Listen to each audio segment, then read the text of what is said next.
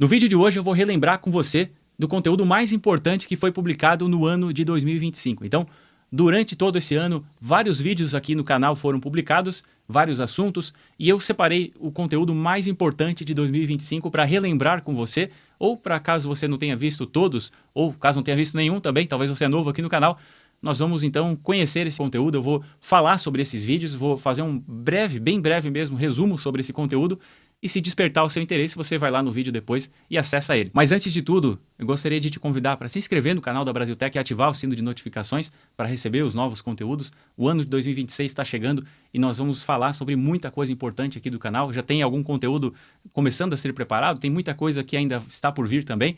Então se inscreve no canal, ativa o sino de notificações, deixa o like também e comenta. Por favor, comenta o que você quer para 2026. É muito importante, eu gosto de gravar o conteúdo que vocês têm de fato interesse em conhecer. Tem que ser um conteúdo com relevância também, um conteúdo importante, né? Mas eu gosto de falar sobre coisas que vocês querem ouvir. Então, por favor, deixe a sua sugestão para 2026 e vamos para o conteúdo de hoje. Pessoal, então o primeiro vídeo que eu gostaria de lembrar aqui, isso aqui não está em ordem de importância, tá? Mas foi o vídeo onde eu falo sobre o dimensionamento de disjuntor levando em consideração a temperatura. A temperatura ela tem uma relação direta com o tempo de disparo e a corrente de disparo do disjuntor. Então, existe uma maneira de compensar isso, é uma aproximação. E nesse vídeo eu falei então sobre esse tema e eu julgo bastante importante porque é algo que muitas vezes não é levado em consideração e por isso o disjuntor fica desarmando com uma corrente abaixo do que se espera.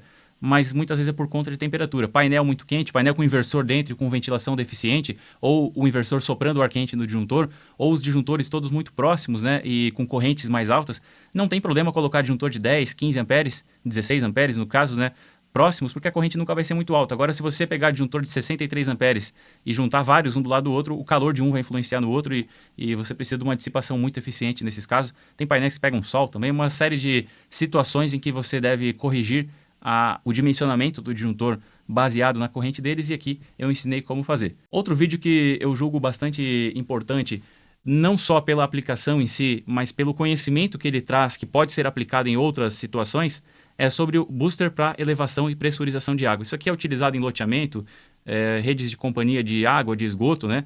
É preciso manter uma pressão constante e através de um inversor de frequência é possível fazer esse controle. Usando o controle PID é possível controlar a velocidade do motor, o inversor controla a velocidade do motor e esse controle de velocidade faz com que a pressão então ela se mantenha constante. Eu mostrei desde o começo aqui como fazer, eu expliquei a programação, até um vídeo um pouco mais longo, né, 37 minutos, mas tem muito conhecimento condensado aqui, então se você quer se especializar e se você quer aprender um pouco mais, é bastante interessante, eu sugiro que assistam esse vídeo aqui. Então, terceiro vídeo, como um gerador controla a tensão. Aqui eu expliquei como funciona a excitação aqui do rotor do gerador, né? Tem excitatriz estática, tem excitatriz rotativa, e nesse vídeo eu falei sobre isso, então. Eu mostrei algumas possibilidades aqui, o que se encontra, né? E, enfim, nesse vídeo então foi explicado isso. Se você trabalha com gerador, ou pelo menos tem interesse de aprender, né? Aqui nesse vídeo então eu falo como que é feito o controle de tensão, como que a tensão se mantém estável no gerador apesar da variação da carga, né? Nessa mesma linha, eu falei também sobre como o gerador controla a rotação. E eu considerei esses conteúdos importantes porque eu vejo que o público aqui do canal, uma boa parcela, trabalha com geradores também, faz manutenção em gerador, monta painel para automatização de gerador. E por isso, então, eu considerei esses conteúdos e são conteúdos de fato relevantes. Para quem vai fazer manutenção em gerador, precisa entender como ele funciona, né? E aqui eu expliquei como é feito o controle de rotação e é feito através de um mecanismo centrífugo, né? A velocidade do gerador, à medida que ela aumenta, tem duas pecinhas aqui com pesos que vão, por conta da força centrífuga, eles tendem a ir para fora e isso controla um pino que regula a aceleração do gerador. Esse controle que ele é importante porque a velocidade do gerador ela precisa ser constante. A quantidade de combustível ela tem que variar para que a velocidade seja constante, porque a velocidade do gerador é relacionada com a frequência dele, é uma proporção direta com a frequência dele. Se aumentar a velocidade, aumenta a frequência. E o contrário também é válido, né? E a frequência ela precisa ser mantida para garantir aí a segurança das cargas. Próximo conteúdo. Aqui também é um conteúdo bem bacana, né? Um conteúdo um pouco mais extenso, 32 minutos. Aqui eu falei como monitorar o nível sem usar fio. Você consegue através de um transdutor de pressão, ligando na rede, né? Eu digo sem usar fio porque você não vai precisar levar fio para sua caixa d'água. E isso é muito importante em muitos casos, porque a caixa d'água, ela, muitas vezes, está muito distante, está muito inacessível. Então, levar fio para a caixa d'água nem sempre é algo viável. Então, existe uma maneira de controlar, que é através da pressão. O nível, ele é proporcional à pressão, né? A coluna d'água ela é pressão também. Então, é uma medida de pressão, inclusive, coluna d'água, né? Então, lendo a pressão e fazendo uma conversão e usando um indicador digital, esse aqui é um lançamento da Brasiltec, inclusive, é um indicadorzinho que chegou não tem muito tempo. E esse indicador aqui, ele permite monitorar o nível, ele recebe um sinal do transdutor, faz a multiplicação para que nós consigamos enxergar. Nesse caso aqui, o limite do reservatório era 5.000 litros, e ele nos indica a quantidade de litros aqui no reservatório, e isso com alguma precisão, dependendo da altura, ou seja, dependendo da variação de pressão e do pressostato, do transdutor de pressão, na verdade, é possível se ter uma boa precisão suficiente, talvez não vai ser litro a litro, né? Com certeza não está exatamente 4.043 litros, mas uma aproximação bem interessante para que se possa fazer algum tipo de controle ou só o monitoramento mesmo, para tomar alguma atitude se esse reservatório começar a ficar baixo, ou saber a hora de desligar alguma bomba também, né? Enfim. Também julgo bastante interessante esse conteúdo aqui, porque tem bastante conhecimento, apesar de ser um vídeo um pouco mais longo, e por conta, na verdade, de ser um vídeo mais longo, foi possível trazer também mais conhecimento. O vídeo seguinte é onde eu falo sobre histerese. Desde o começo aqui do canal eu falo sobre histerese, e a histerese é um conceito amplo e ela está relacionado, nesse caso aqui, a histerese magnética do transformador, aqui a histerese de sensores indutivos. Depois eu falei da histerese no controle de nível, apesar desse conceito não ser utilizado nesses casos, mas ele não deixa de estar presente no controle de nível tanto com boia quanto com eletrodo, também no controle de temperatura. E, inclusive, aqui é onde se encontra a palavra histerese mesmo sendo dita, porque nos manuais de controladores de temperatura e alguns outros controladores também, controlador de tensão, de corrente, você configura um valor de histerese, porque a histerese ela é indesejada em muitos casos e em outros casos ela é desejada.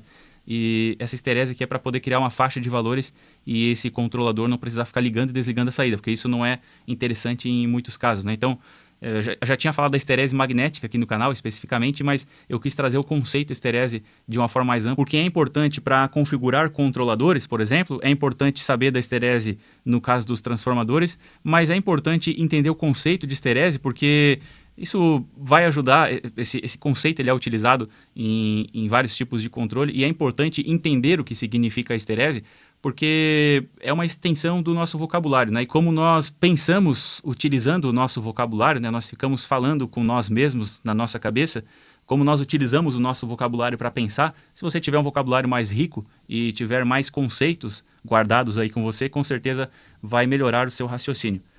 Próximo vídeo. Como o desequilíbrio de tensão entre as fases afeta o motor. Esse vídeo tem somente 2 semanas, é um vídeo bem recente, né?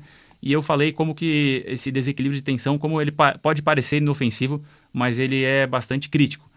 Aqui eu estou ensinando a calcular o percentual de desequilíbrio. Olha só, se tivermos 380 numa fase, 380 na outra e 410 na outra, vejam que não parece tanto, né? 30 volts aqui não parece tanta coisa, isso significa 5% de desequilíbrio somente. Mas 5% de desequilíbrio faz com que o seu motor ele fique com um pouco mais de 75% da sua potência útil. Apenas 5% de desequilíbrio de tensão faz você perder quase 25% da potência útil do motor. E isso poucas pessoas sabem e, no final das contas, às vezes acreditam que o motor está com algum problema, que, enfim, a elétrica ela não pode ser enxergada e, por esse motivo, não é como na mecânica que você vê a coisa estragando, né?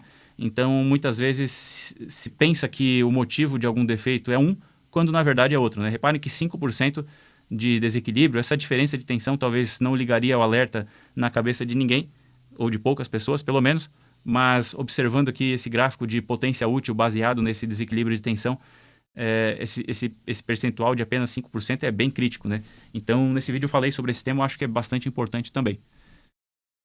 Aqui mais um vídeo bem recente, 2 semanas atrás eu falei de onde vem a raiz de 3, né? Até eu fiquei pensando como que eu não trouxe esse conteúdo antes, é algo que desperta bastante curiosidade e eu mostrei a análise matemática que é feita aqui para poder chegar nessa raiz de 3. É um conteúdo que é importante no sentido de matar a curiosidade, né? Mas assim, não é algo que alguém que é um técnico, um engenheiro, precisa de fato saber, porque você precisa saber onde aplicar a raiz de 3, mas não necessariamente precisa saber de onde ela veio. É interessante que se saiba, vai aumentar o repertório aí de conhecimento, mas não é exatamente uma necessidade, né? Mas eu acho que tem muita gente interessada nisso, então eu julguei como um conteúdo importante também. Aqui, sobre o funcionamento do motor universal, um conteúdo com somente 11 dias, né? Esse vídeo aqui é bem recente. Eu falei do funcionamento do motor universal e como ele funciona tanto em CC quanto CA. Também acho interessante esse vídeo porque motores universais, eles não são tão utilizados na indústria, mas são muito utilizados em equipamentos diversos e é bacana saber as limitações das próprias ferramentas e, por exemplo, isso aqui, eu comecei esse vídeo aqui mostrando o motor que foi tirado, esse motor aqui, ele foi tirado de uma chave de transferência, uma chave dessa aqui. Então, se você utiliza a chave de transferência, talvez seja interessante também entender como funciona o motor, porque numa eventual necessidade de manutenção, você vai saber fazer essa manutenção. Então, falei como funciona o motor universal. Nesse outro vídeo, eu falei por que usar um motor universal e não um motor de tensão alternada, se esses equipamentos que utilizam o motor universal, eles são sempre utilizados com tensão alternada. Por que utilizar um motor que permite alimentar com tensão contínua se você sempre vai usar com tensão alternada? Tem vários motivos para isso e ao longo desse vídeo aqui eu expliquei esses motivos. Tem várias vantagens, várias desvantagens também do motor universal e eu falei sobre isso então e acredito que seja um conteúdo importante também. E ainda sobre motor universal, eu mostrei como é feito o controle da velocidade. Usando o osciloscópio, eu medi aqui a tensão que chega para o motor e esse vazio aqui é o que controla a velocidade. Esse período sem tensão, em que a senoide aqui ela deveria ter tensão, mas não tem, quanto maior esse espaço aqui, menor a velocidade, menor a potência e, consequentemente, menor a velocidade.